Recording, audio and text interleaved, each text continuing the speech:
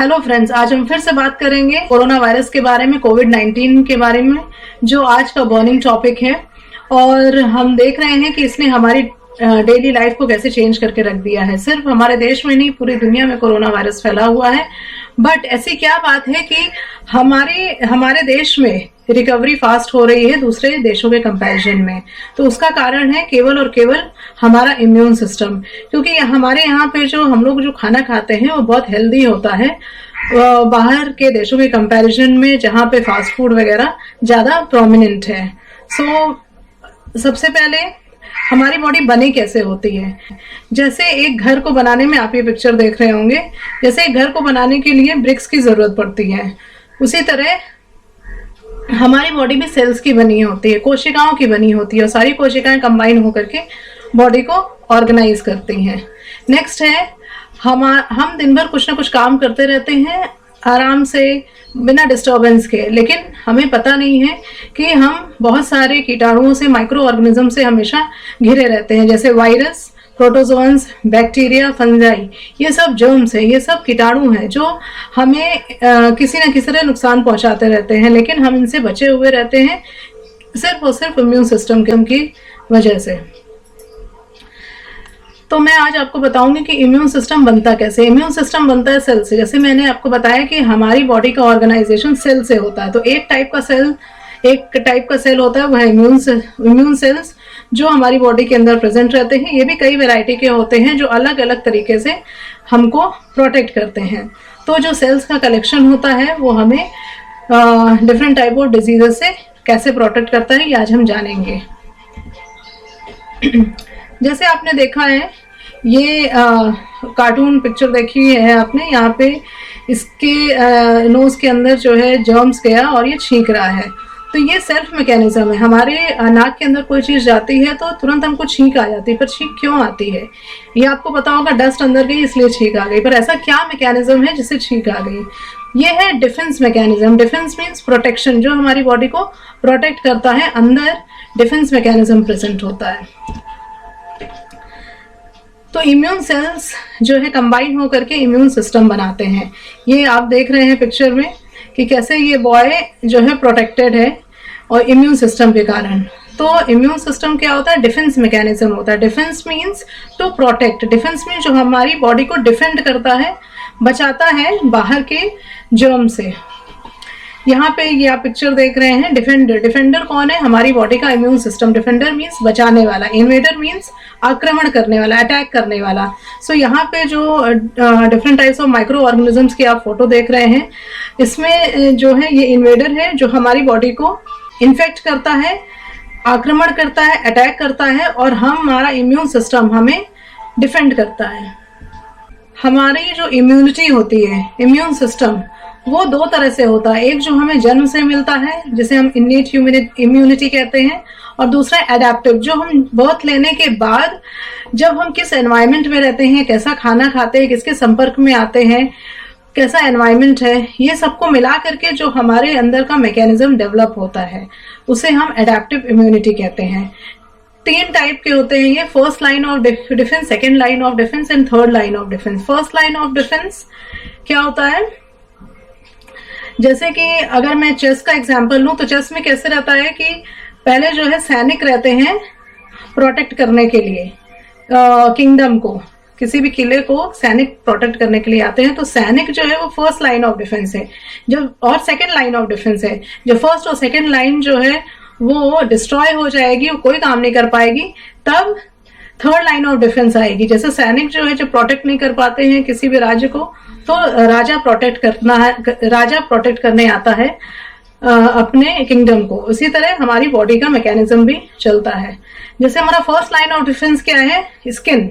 अगर हमारी स्किन है और कोई माइक्रो ऑर्गेनिज्म है आसपास जो हमें दिखाई नहीं देता है, इतने माइक्रो ऑर्गेनिज्म छोटे होते हैं कि हमें नेकेड आइज से दिखाई नहीं देते हैं, और उसके लिए हमें माइक्रोस्कोप की जरूरत पड़ती है। जैसे स्किन है, अभी ये स्किन जो है बहुत सारे माइक्रो ऑर्गेनिजम्स हैं, इस स्किन के कारण अंदर नहीं जा रहे हैं। अगर इसको ओपन कर दिया जाए तो वो हमें अटैक करेंगे।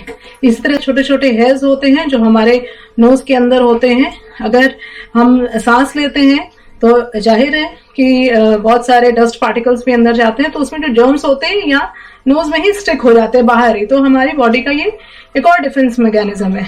ये खांसी आने से क्या होता है कि जो जर्म्स अंदर गया है वो बाहर निकल आते हैं। वॉमिटिंग, अगर वो खाने के थ्रू अंदर पेट में चला गया है तो हमें वॉमिट हो जाएगी, उल्टी हो जाएगी, जिससे वो जर्म्स बाहर आ जाएगा। और आंख में कुछ चला गया तो आंसू आ जाएंगे। और स्किन में जो हेयर्स होते हैं उसमें ऑयल ग्लैंड्स भी होते हैं वहीं पे। ऑयल ग्लैंड्स के कारण जो है जर्म्स हमारी बॉडी के अंदर एंटर नहीं कर पाते हैं। इसी तरह स्टमक एसिड होता है, हमारे स्टमक के अंदर एक एसिड रिलीज होता है, उसको बोलते हैं हाइड्रोक्लोरिक एसिड।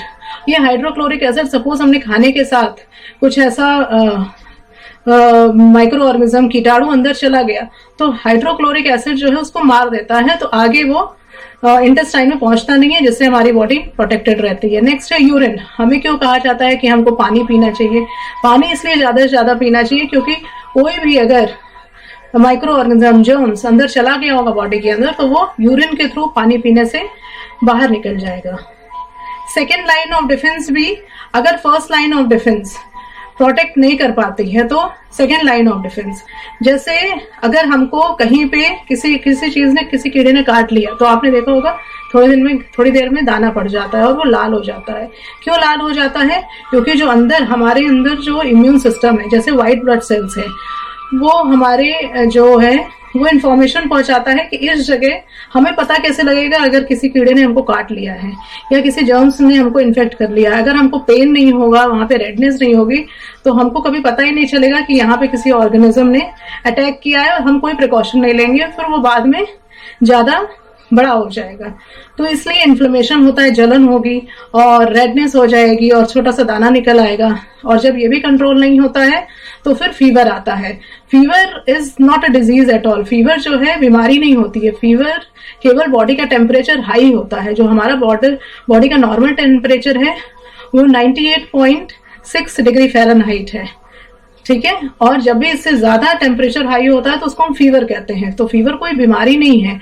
फीवर आना मीन्स हमारे अंदर जो इम्यून सिस्टम है और बाहर के जर्म्स हमारे अंदर जाकर के अटैक कर रहे हैं, तो उससे इम्यून सिस्टम फाइट कर रहा है, इसलिए हमको फीवर आता है। और जब ये जर्म्स जो है फाइट करना बंद कर देते हैं, जब ये इम्यून सेल्स फाइट करना बंद कर देते हैं जर्म से और ये जर्म्स मर जाते हैं, तब हमारा फीवर अपने आप चला जाता है। ये देख रहे हैं आप पिक्चर में कि कैसे यहाँ पे इन्फेक्शन हो गया है। इंजरी होने के कारण यहाँ पे आप देख रहे हैं कि कुछ हार्मफुल थिंग एंटर हो गई है स्किन के अंदर, जिससे स्किन जो है यहाँ पे रेडनेस आ गई। और रेडनेस के कारण ये आप देख रहे हैं इम्यून सेल्स ये क्या करेंगे, ये पूरा इसको खा लेंगे, जिससे हमारा ये वापस से स्किन ठीक हो जाएगी। Then third line of defence. ये थर्ड लाइन ऑफ डिफेंस तब काम करती है जब फर्स्ट और सेकंड लाइन ऑफ डिफेंस काम करना बंद कर देती है, फेल हो जाती है। एंटीबॉडीज ये हमारी बॉडी के अंदर प्रेजेंट होते हैं जब भी कोई फॉरेन बॉडीज जैसे कि जर्म्स, कीटाणु जब फर्स्ट और सेकंड लाइन से बच जाते हैं, तब ये इनके अगेंस्ट एंटीबॉडीज। अभी एंटीबॉडीज ऐसा स्ट्रक्चर होता है बॉडी के अंदर जो कि फॉरेन बॉडीज से स्पेशली हर एक जर्म्स के लिए हर एक एंटीबॉडी अलग से बनी होती है जो उनके ऊपर अटैक करती है। अभी हम बात करेंगे वैक्सीन्स के बारे में। वो क्यों लगाया जाता है? क्योंकि इसमें वायरस या बैक्टीरिया या ऐसे माइक्रो ऑर्गेनिजम्स को लिया जाता है जो उस बीमारी को फैलाते हैं। सपोज जो माइक्रो ऑर्गेनिज्म टीबी को फैलाएगा, टीबी कॉज करेगा, या फिर हेपेटाइटिस बी कॉज करेगा, या फिर दूसरी और बीमारियां फैलाता है, जो ऑर्गेनिज्म माइक्रो ऑर्गेनिज्म बीमारी फैलाता है, उसी माइक्रो ऑर्गेनिजम्स को लेकर के वैक्सीन बनाई जाती है। जैसे आप यहाँ पे देख रहे हैं कि ये वैक्सीन है, यहाँ पे वीक या फिर डेड सेल्स लिए जाते हैं और उसी से वैक्सीन बनती है। ये बच्चे को लगाया जाता है। जब ये लगाता है तो अंदर ये आप देख रहे हैं एंटीबॉडीज रहती हैं। वो एंटीबॉडीज चाहे वो वीक सेल्स हो चाहे वो डेड सेल्स हो, और उनसे ये फाइट करती है। और फाइट करते हैं तो क्या इम्यून सिस्टम डेवलप होता है। जब वो बड़ा होता है बच्चा तो उसको वो वाली बीमारी नहीं होती है। ऐसे कौन से टॉप 10 फूड हैं जो हमारे इम्यून सिस्टम को स्ट्रांग रखते हैं? मैं आपको बता दूं कि दुनिया में कोई ऐसी मेडिसिन नहीं है जो हमारे इम्यून सिस्टम को बूस्ट कर सके। केवल खाना है और हेल्दी लाइफस्टाइल ही ऐसी है जो हमारे इम्यून सिस्टम को स्ट्रांग रख सकती है।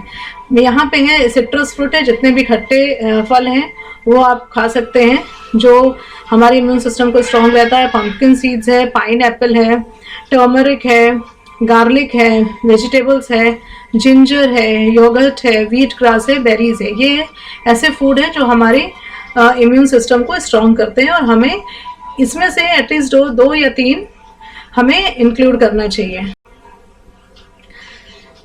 आयुष मंत्रालय ने भी काढ़े के बारे में हम लोगों को जानकारी दी है जो हमारे इम्यून सिस्टम को नेचुरली बूस्ट कर सकती है। जैसे काढ़ा बनाने की विधि क्या है, यहाँ पे आप तुलसी के पत्ते लीजिए, दालचीनी लीजिए, ड्राई जिंजर लीजिए जिसे सोट कहते हैं, काली मिर्च लीजिए, सबका पाउडर बना लीजिए।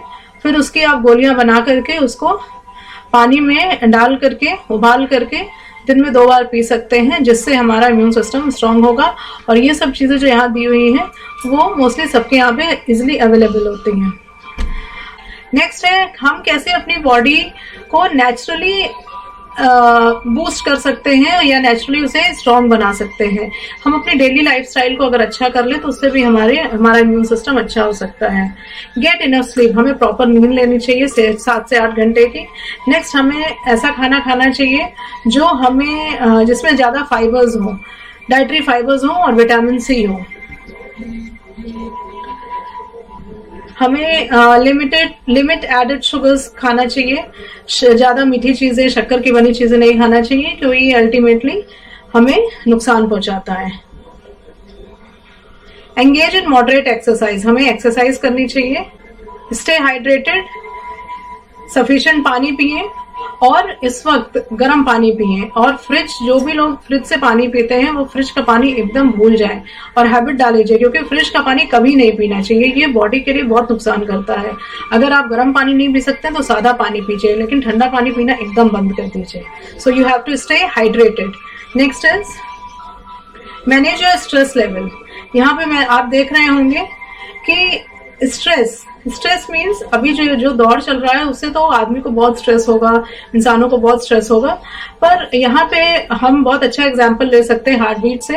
अगर हार्ट बीट ऊपर नीचे है तो इसका मतलब हमारी लाइफ चल रही है। इसी तरह अगर हमारी लाइफ में अप्स एंड डाउन्स आ रहे हैं, प्रॉब्लम्स आ रही हैं, फिर खुशियां आ रही है, फिर प्रॉब्लम्स आ रही है, फिर खुशियां आ रही हैं, तो इसका मतलब हमारी लाइफ ऐसे ऐसे चल रही है, तो इसका मतलब हमारी हार्ट बीट चल रही है। अगर लाइफ हमारी ऐसे प्लेन हो जाएगी तो इसका मतलब लाइफ इज डेड। जैसे यहाँ हार्ट बीट आप देख रहे हैं प्लेन हो गई तो there is no life.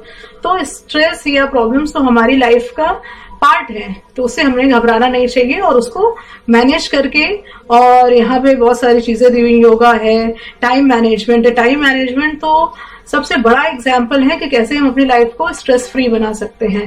Therapy है, स्पा है, एक्सरसाइज है, आप जो हॉबीज हैं उसमें अपना टाइम लगा सकते हैं। म्यूजिक है, म्यूजिक भी एक थेरेपी का काम करती है। मेडिटेशन है, ये सबसे हम अपने स्ट्रेस लेवल को मैनेज कर सकते हैं।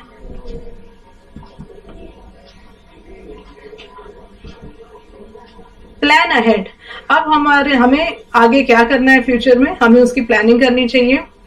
और अगर हमको किसी एरिया में इम्प्रूव करना है तो उसका प्लानिंग कीजिए प्रॉपरली, उसका अपने गोल्स बनाइए और उसकी ट्रेनिंग कीजिए, ताकि आप उस एरिया में जिसमें भी आप वीक हैं या आप अपने आप को अच्छा करना चाहते हैं, आप उसके लिए प्रैक्टिस कीजिए। ठीक है, तो इन सब बातों को ध्यान रख करके हम अपने इम्यून सिस्टम को स्ट्रांग कर सकते हैं। अगर हमारा इम्यून सिस्टम स्ट्रांग है, अगर हमारी बॉडी हेल्दी है, तो हम सारी चीजें हैंडल कर सकते हैं और हम लोग भी इस कोरोना वायरस से भी जरूर जीतेंगे। जय हिंद, जय भारत।